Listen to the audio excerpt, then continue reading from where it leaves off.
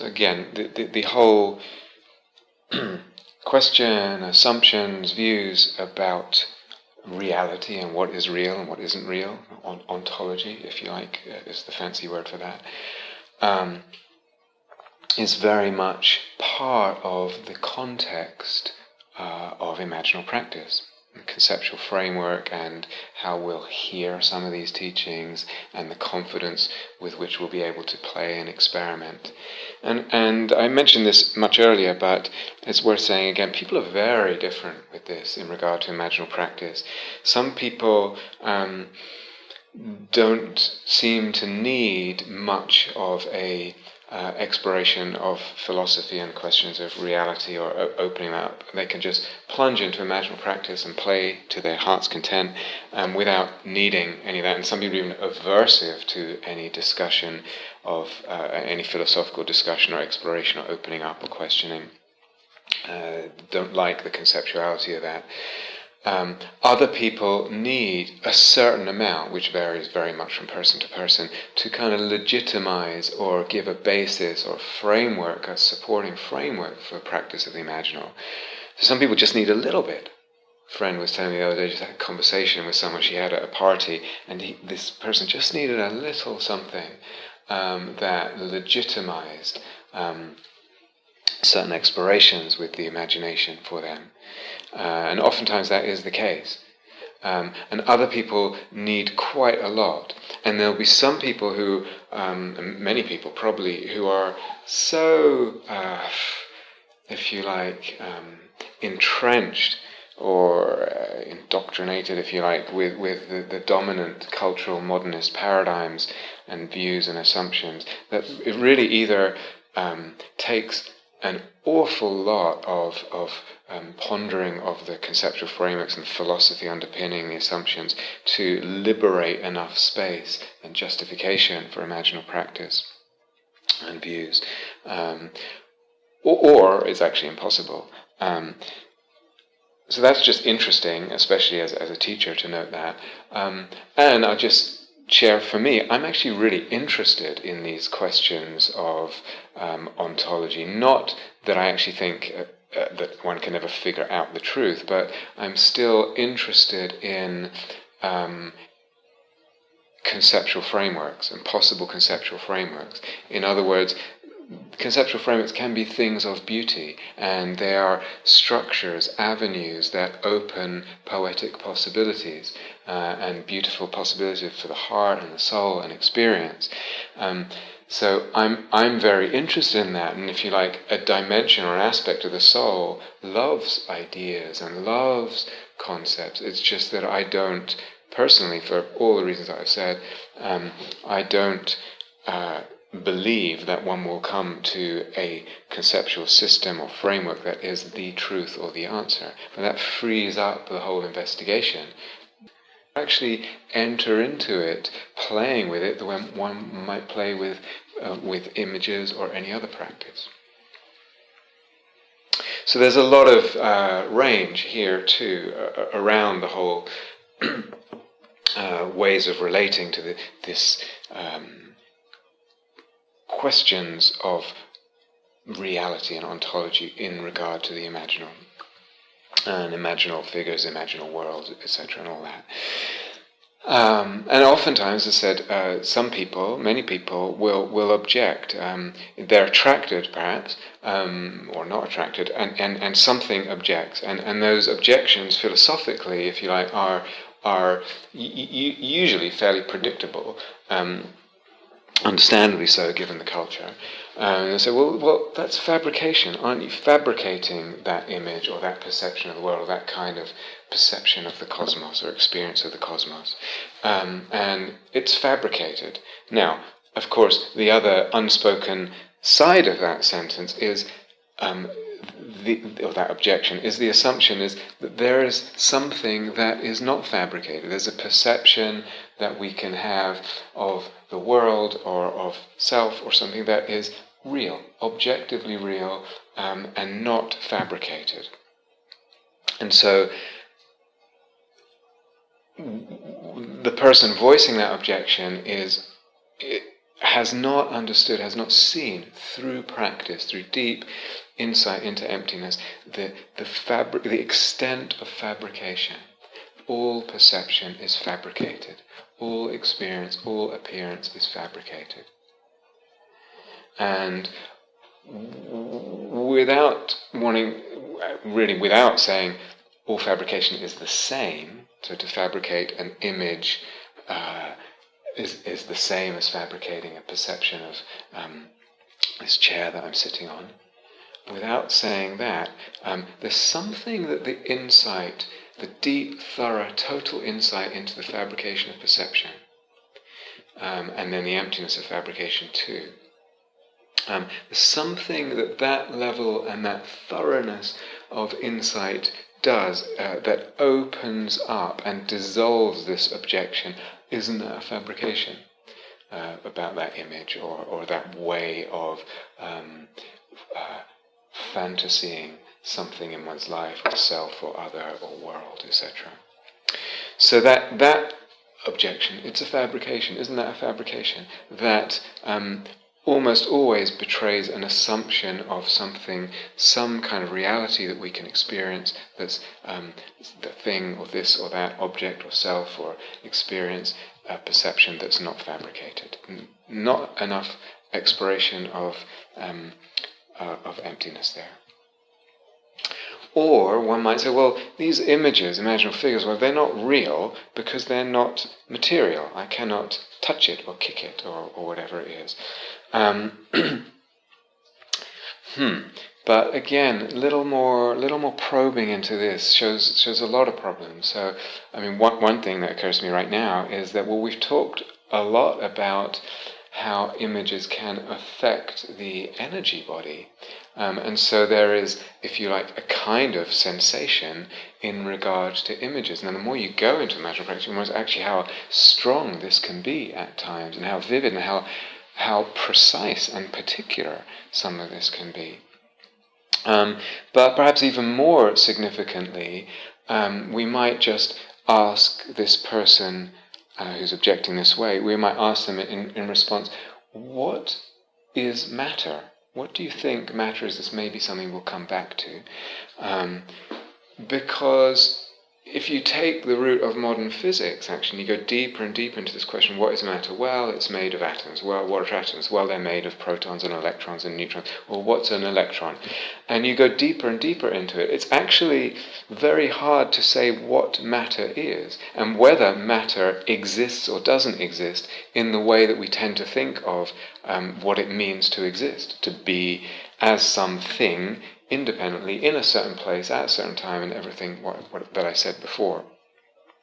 And we go into an electron, and a lot of physicists will say, what's an electron? Well, it's an equation, really, and that equation is an equation of probability of manifesting in certain ways depending on how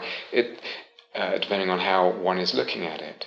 What is matter? I say the real is material. Well, I respond, what is matter? What do you mean by matter?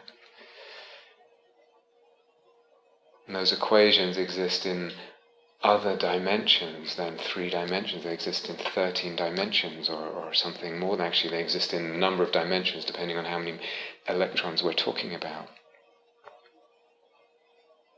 Or philosophically, if one takes what's called a phenomenological view as an attempt to sort of just approach philosophy through just what we experience. So, well, I experience resistance or coolness or heat or hardness or softness, and that's what I'm calling matter. Well, that's actually a different thing.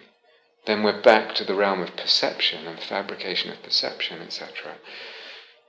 So this idea that only the real is what's material, very understandable, but probe a little deeper. What do we mean by material? What is material? What is matter? And we can approach that in different ways. Physics, philosophy, Dharma practice. It dissolves, if you like, our hardened notions our ossified notions of what matter is. When we explore, when we question deeply through one of those avenues. And then a person might say, well, what's real is what's shared. So if I get 100 people in a room and let's say, I don't know, at least 97 of them agree on what is there, what they experience, what they see, that everyone sees, the table or whatever it is, then we can say the table is real. So reality is given by what is shared, and the other 2 or 3 people are just a bit bonkers or weird or whatever. Again, so saturated and habituated are we to that kind of assumption that we don't often really question it. So there's a few things to say here. I mean, one is just to point out that many images are shared, of course. I mean, culturally, for example, and one just needs to think of the image of Jesus or the Buddha in Buddhist cultures or our culture nowadays. So many images are shared. And of course there's many secular, it doesn't have to be spiritual or religious, many secular images are shared, secular fantasies of existence, of the world, of society, of self, other, etc., as we've touched on briefly. So that's one thing. There's also, to allude to, this is not the subject of this retreat, we really have to wait to another retreat, but it's very interesting, that's an understatement, but a whole, if you like, direction opens up when 2 or more people engage in imaginal practice together. So as a kind of relational meditation in the field together, including lots of aspects and dimensions of their experience, meditating together, talking with each other, experiencing, communicating together in the realm of the imaginal, then there's ways that images are shared in that way. Actually, in all kinds of ways, through that. That's really a whole other retreat. But in a way, more importantly to this objection, the real is what's shared, is just posing a counter question, which is, can something have a kind of reality? Because a lot of the problem here is in that word reality. Can it have a kind of reality, or a kind of validity, if you like, when it is not shared? Can something not be shared and have a kind of reality, a kind of validity, etc.? And why not? So when, this is very important, when Corbin and Walter Wink and William Blake and people say the imaginal is more real, whatever words they use to say that, more real than the physical, or when they say that, they're not implying that if you do imaginal practice right, if 10 people do imaginal practice right, they'll all experience the same thing. There's a kind of non-individual, shared reality that exists in the object, is objective, independent of the individual. I don't think it's that's being implied at all, or if it is, I'd like to question that. And when someone, I don't know who used the term, the discipline of the imagination, or disciplined imagination, again, in contrast to the imaginary, or just what we call being lost in papancha, or just daydreaming and that sort of thing. Again, it's not that if one practices with the imaginal, different people will see the same image and experience the same thing. I think, or I would like to, I would hope that the phrase, whoever coined it, I don't know if it was Hillman or Corbin or someone, disciplined imagination, really refers to what we were talking about earlier on in the retreat, with the kind of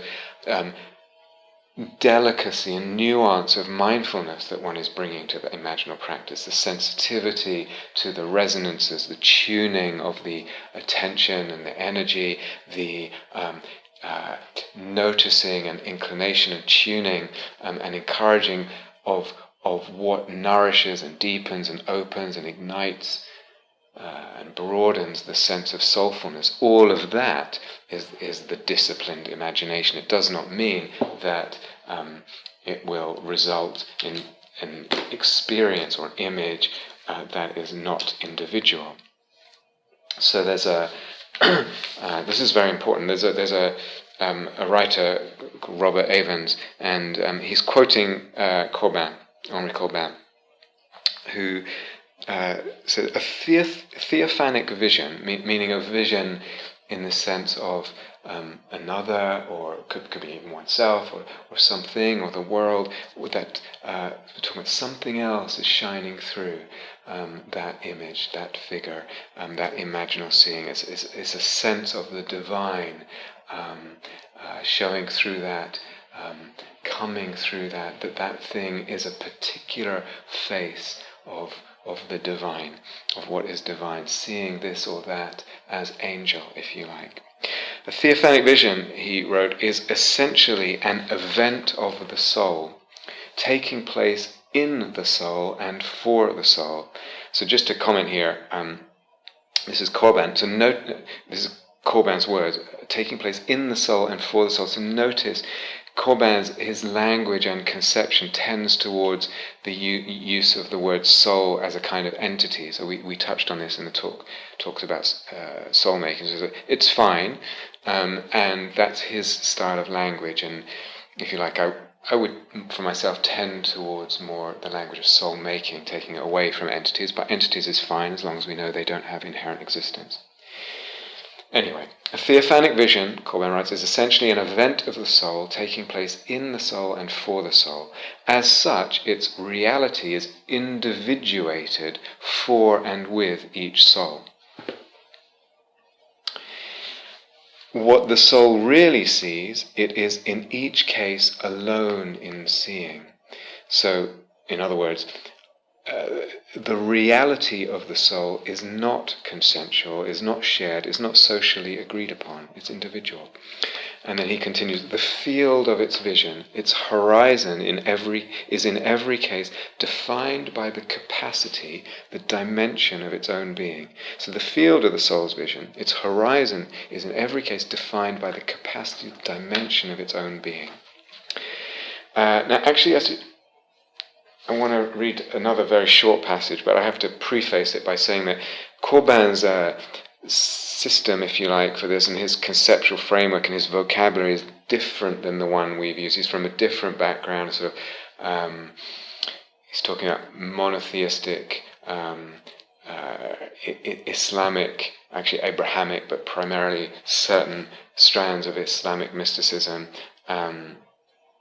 etc., and drawing on Platonic philosophy. So it's quite a different system, different vocabulary, different conceptual framework, but if beautiful, quite elaborate and difficult to explain. So I'm not going to try and outline all that right now, rather just taking the liberty of sort of translating it a little bit for our purposes here, translating the vocabulary, translating some of the concepts into ones that we've talked about more.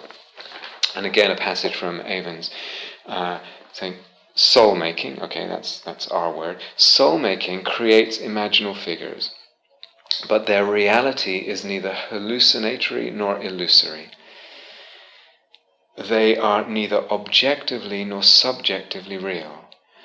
In other words, they're neither objectively nor subjectively real, but belong to the intermediary and mediating realm of the mundus imaginalis, which means, it's Latin for the world of the imagination, or the imaginal world.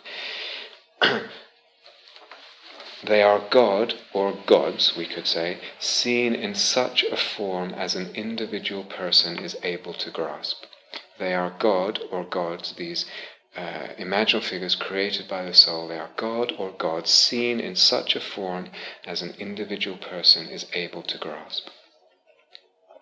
So, i.e., they are perceptions that are real or a reality for the soul, though they are, despite the fact that they are individual. And note here, in both those quotes, and what I really want to emphasize is they are, if you like, individual, but dependent on the soul. So that we've emphasized this so much, I'm repeating what word. They are dependent on the soul, if you like, or we could say the chitta, the mind, heart, the way of looking, the mind state, the inclination, the assumption, all of that in the moment, so that dependent on all that arises the image. And we're never parting from that understanding of dependent arising there. I think it was Swedenborg who wrote that in heaven, we could say in this imaginal world, this mundus imaginalis in Latin, in heaven, in the world of the imagination, the form of your world is what you are.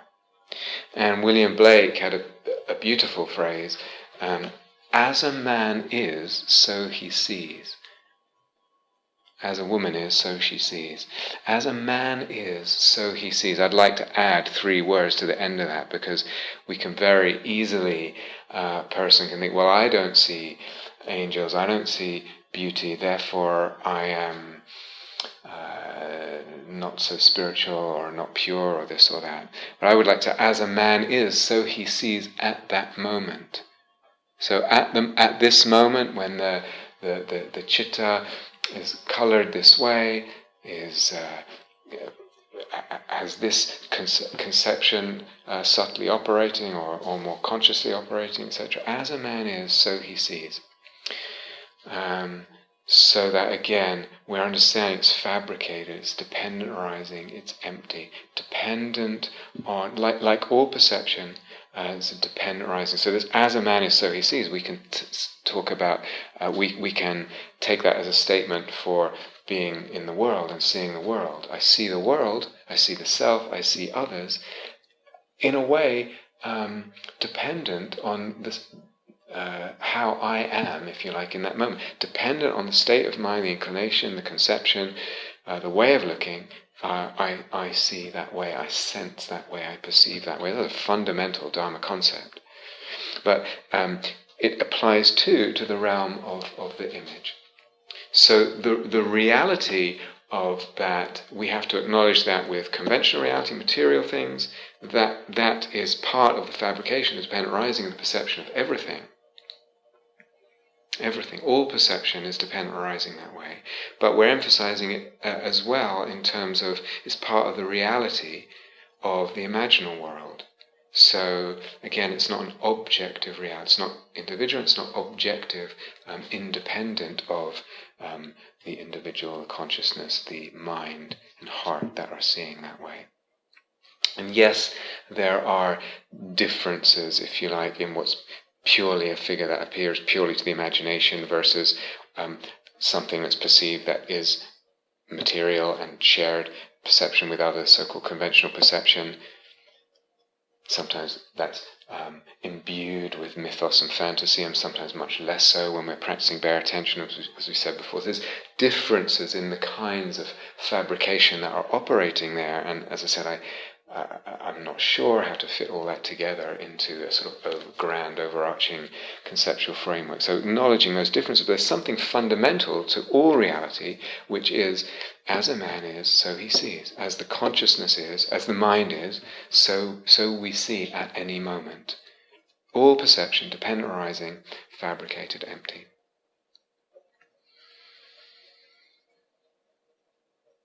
And as I mentioned briefly before, it's this exploration and understanding of fabrication, and part of which is the exploration of unfabricating, of learning to fabricate less and less perception through different practices, and eventually, hopefully, to open, if we say to open to the unfabricated, one is not fabricating any perception at all.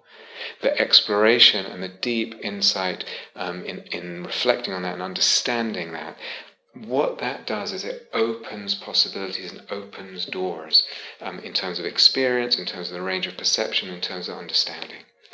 And what's possible in terms of conceptual frames is massive. So, as I said, putting that as the sort of basis and central axis, if you like, for what the whole of the Dharma is. So that liberates a lot of possibilities for imaginal work for many people.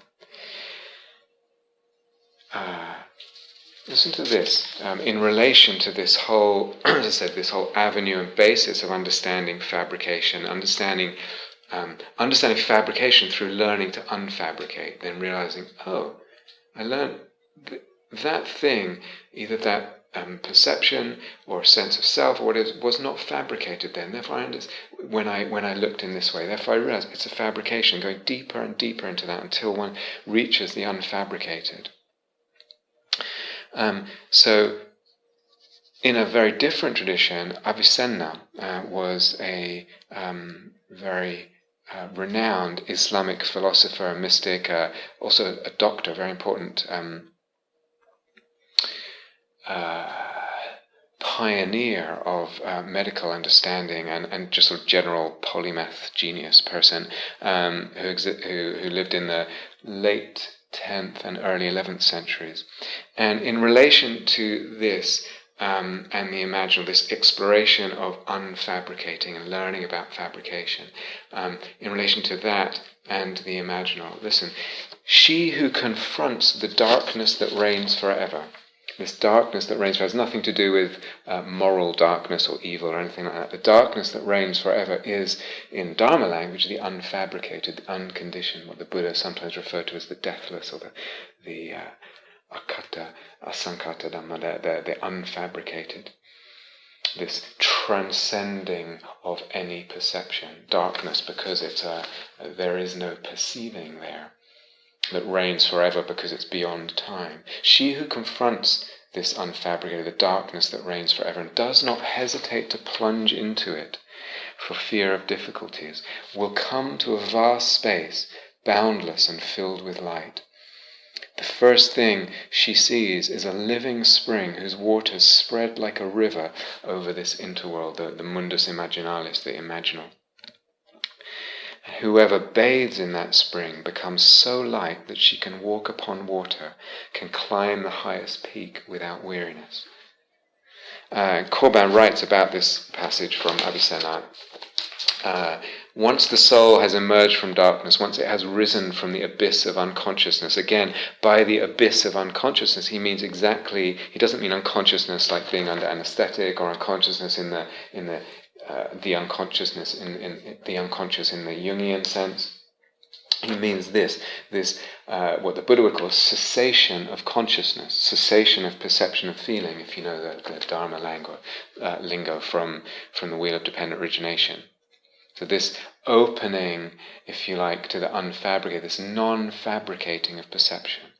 Once the soul has emerged from that darkness, from that abyss of unconsciousness, and he writes, this changing the appearance of things, walking on water, climbing Mount Kaf, which is a sort of mythic mountain in that Islamic spirituality, all these are psychic events whose scene and action are set in neither the sensible nor the intelligible worlds. That's kind of jargon for some Platonic philosophy. We don't need to go into that, but let's just say the world of the material senses or of abstract ideas. Not set there, but in the intermediate world of the imaginal, the Allam al-Mital in Arabic, as it is called, or he says, or the world of symbol, if we translate the world of image and typification, he writes. And this is the place of all spiritual recitals. Now, there's a lot of jargon here. By spiritual recital, he means spiritual, or so to speak, imaginal encounters with imaginal figures, etc. And this world, he continues, is intermediary between the intelligible and the sensible. It is the world in which spirits are corporealized, given body. Spirits are given body, and bodies spiritualized. Okay, so there's a lot of stuff in there, as I said, about his system that's different in vocabulary. I don't want to go into that. The real point is the interesting parallel between what Avicenna describes and the siddhis, what do they sometimes call supernormal powers in English, described by the Buddha and in the Pali Canon and other Buddhist traditions. That someone who is able either to enter very deep samadhi, very deep jhanas, or more commonly very deep experience of emptiness, or the unfabricated, this darkness that reigns forever, that's plunged into, then for them, the world of perception becomes malleable, and I don't know the answer to how much. I've heard Tibetan teachers actually live, been sitting in the room where they talk about people walking through walls, etc. Or is it just imaginal? An imaginal world opens up with great malleability there and great possibility for walking on water and the rest of it. So I just want to make that parallel. Really, the central thing is this exploration of fabrication through learning to fabricate less and less, which exposes the fabricated nature of all perception, the emptiness of all perception. And going deeper into that opens up the malleability of perception and the world of the imaginal. And we also, again, the parallels between that phrase from alchemy, which we've mentioned several times, do not proceed until all has become liquid. So there's in Avicenna's thing this spring, the immersion in the spring, in the liquid, and through that everything becomes light, as in not heavy, not solid, the malleability of perception there. So just pointing out some parallels across what on the face of it seem like very different traditions, the Buddhist and the Islamic mysticism. But this is, for many people, a real key to imagine. Not for everyone, but for many people it's a real key to opening up the possibilities of imaginal practice. So most emptiness practices are practices of unfabricating. I've said this quite a few times now. We're learning to fabricate less, and in doing so, in engaging emptiness practices, the sense of the solidity or fixedness or givenness of things is lightened, is dissolved. Things become liquid, perception becomes malleable. Now it also does that, as I'm repeating now from the beginning of the retreat, through as samadhi deepens. There's a sense too of the body and the world of perception becoming less solid, more malleable. Also through metta practice too. A lot of Dharma practices will share this liquefying aspect, this making less solid of the world of perception, this unfabricating aspect. It's what they do. Imaginal practice also has this effect. So someone might not have done any emptiness practice or any of those other Dharma practices and actually just engage in imaginal practice. It actually renders the sense of the self and the world less solid, more malleable. And so actually gives rise to an understanding of emptiness and an experience of emptiness, of this fabricated nature of perception through imaginal practice. And then both through deep emptiness practice or through metta practice or through imaginal practice, very common for organically a sense of perceiving the world as divine, or perceiving other or this or that as angel, as theophany. A sense of cosmopoesis to open organically by itself as one practices imaginal practice or emptiness practice deeper and deeper. Wrote about this in the book that I wrote as the emptiness practice gets really, really deep and starts even spinning back on itself, so to speak, to question even the reality of the notion of fabrication, saying even fabrication is empty. We can start organically, naturally, many people, to start perceiving the world as Buddha realm, if you like, to use a certain language from Tibetan Tantra. The world is open to cosmopoesis, a divine world can be perceived. Or we can deliberately incline the perception that way through all these practices. All these practices, in fact, are mutually contingent.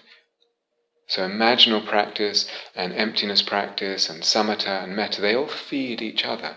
Emptiness practices will lead to samatha, to metta, and to the opening of the imaginal and the perception of a divine world. The deliberate perception of a divine world will bring metta effortlessly and samadhi, and will help us see emptiness and open the imaginal for us. All of it, metta practice, That's why we did many years ago at Gaia House this retreat. I think we did it 3 years in a row, a long retreat. Loving kindness and compassion as a path to awakening, meaning very specifically that as one deepens into metta and compassion, one can actually start directing that metta and compassion towards phenomena and beginning to see then how phenomena fade and how thus they are fabricated, and actually using the metta to and the compassion practice to understand the deep emptiness of perception, the fabricated nature of perception. But when we practice metta, it will give rise to samadhi. It will give rise to metta, obviously, give rise to samadhi, give rise to an understanding of emptiness. The world, for people who do long metta retreats, the world begins to be perceived more and more at times, in and out, as divine in all kinds of different ways. Cosmopoesis is functioning there just through dedicated metta practice over time. So all these practices are actually, if you like, mutually feeding, they feed each other, they nourish each other, they open each other and deepen each other. So all this talk of the imaginal and the malleability of the perception of self, other, world, it's all, as I've mentioned briefly, and as many of you will realize, it's all very much related to the teachings of Tantra, Buddhist Tantra, which essentially is a whole realm of teachings based on the understanding of emptiness, absolutely having as a basis the understanding of emptiness, then based on that understanding of the emptiness of all things, practicing the perception, the seeing, the sensing of everything as divine, self, other, world as divine, and including into that the practice, the use of the imaginal. So obviously there's a lot of link here. The word tantra is quite interesting. It's worth. I just want to open something up a little bit here. That word tantra is a Sanskrit word. The suffix, the last part, tra, tantra, when you have that as a suffix in Sanskrit, it indicates the root, the first part of the word, the tan, it indicates the root as the sort of the means of the action, or the instrument of the action that the root means. So, for another example, the root in Sanskrit pat, P-A-T, is to fly. That's what it means, to fly. So when you put tra on the end, you get patra, is the means of flying. The means of flying, which becomes wing. So patra is wing in Sanskrit. So when we come to tantra, it means the tra of tan, the means of tan, of to tan. So what does the word tan mean in Sanskrit? It means a whole bunch of things. Listen, I'm not going to spell all this out. Listen carefully. You might have to re-listen here. Listen carefully and ponder. Ponder these different meanings of the word tan. So the tantra as the means of all this. In relation to everything that we've talked about on this retreat, about archetypes and soul-making and the imaginal and everything that we've covered. As I said, I'm not going to spell it all out, I'm just going to go through a list. But see if you can hear each one related to, or in the field of, or kind of brought alive by everything that we've talked about. So Tantra as a practice, imaginal practice, this seeing of this perceiving of all things as divine through the imaginal and through the malleability of perception. Tantra means the means of, the practice of. Tan means to extend, to spread, to weave, to accomplish. So what's being accomplished? Who, or for the sake of what is something being accomplished? It means to perform as well, something like to perform a ceremony, for instance. It also means to compose, for instance, like a literary work or a work of art. To assist, going back to that when we're talking about daemons and what wants to come through, who or what is being assisted. It means also to resound, which we could also say to resound. So something that we say has an existence at another level is being resounded through my perception, my seeing it, my experiencing it as image here. To resound, to roar, to emboss. To emboss means to engrave a pattern of something in or on something else. So again, there's a pattern of something which is coming to me as image, and then I might see another as image, as angel.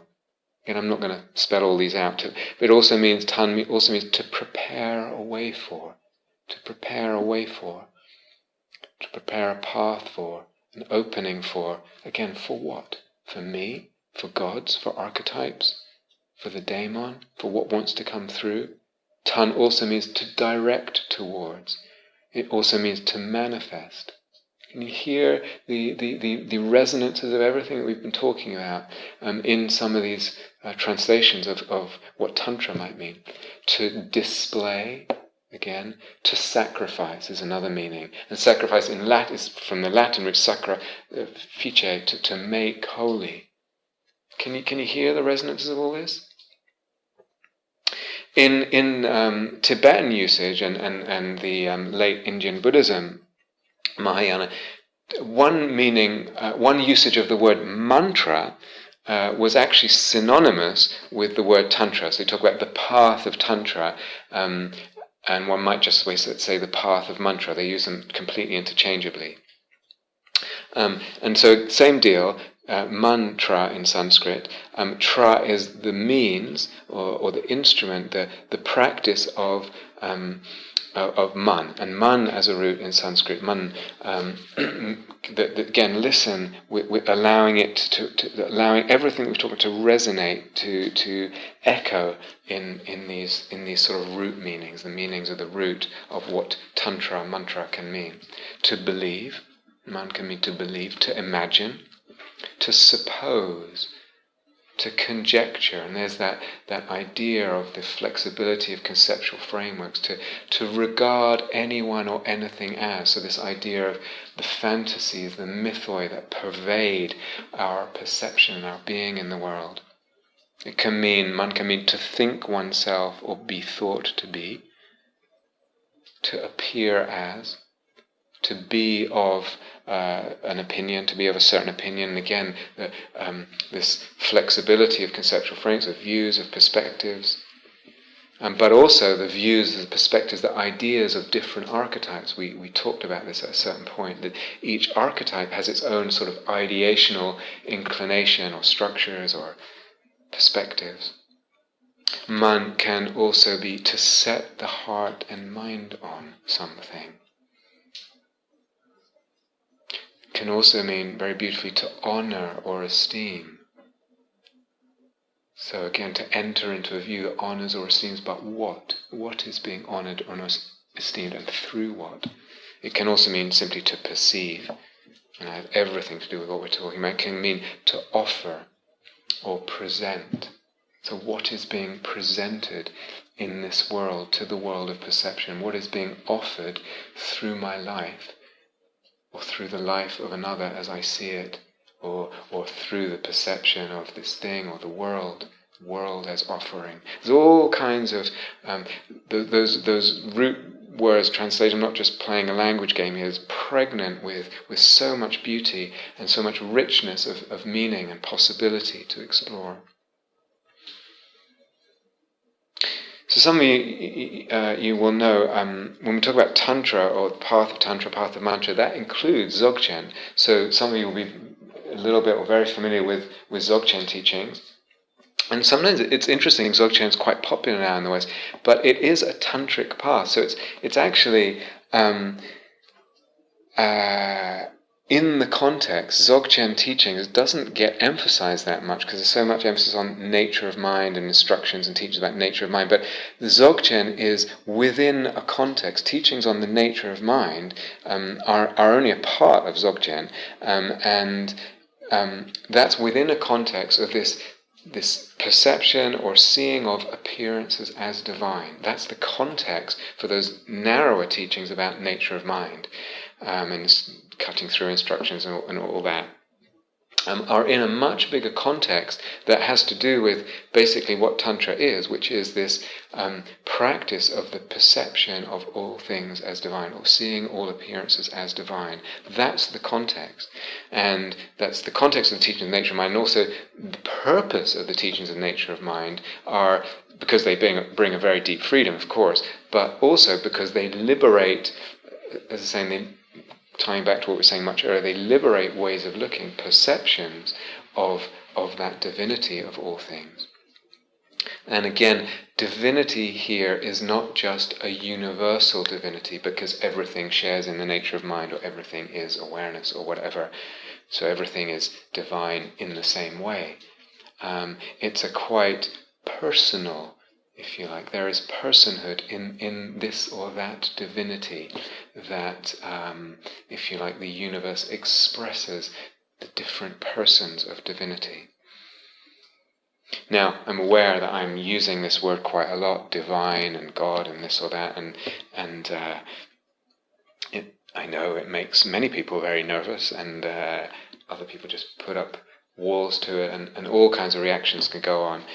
So I want to explore that a little bit in the next talk. And what do we mean anyway? How can we conceive of this word that to some is very comfortable and others is very alien and very off-putting? So I want to explore that in the next talk. Thank you for listening. To learn